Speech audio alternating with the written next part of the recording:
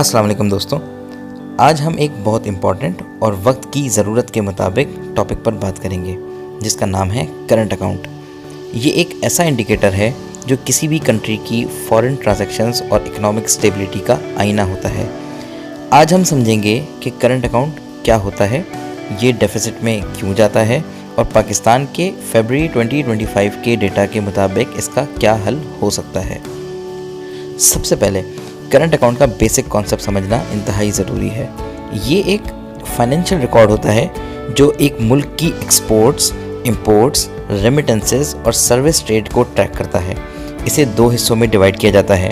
Number 1, trade balance, जो ये बताता है कि एक मुल्क में कितना माल बेचा और कितना ख़रीदा।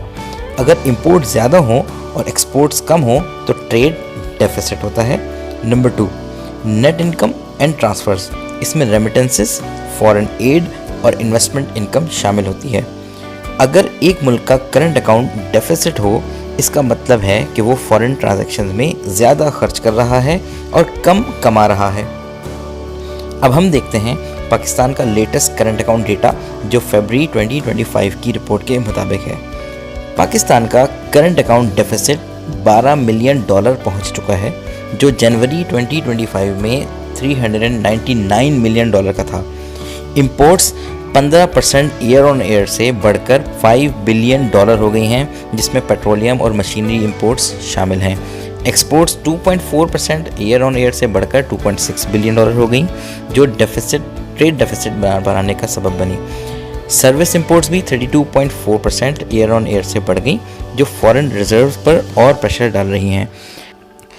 रेमिटेंसेस 39% से बढ़कर $3.1 बिलियन तक पहुंच गई, जो करंट अकाउंट में एक पॉजिटिव एलिमेंट है। अब सवाल ये है कि पाकिस्तान का करंट अकाउंट डेफिसिट क्यों बढ़ रहा है। इसके 3 वजूहात हैं। नंबर 1, इंपोर्ट ज़्यादा हैं और एक्सपोर्ट्स कम हैं, जो एक मेजर फैक्टर है।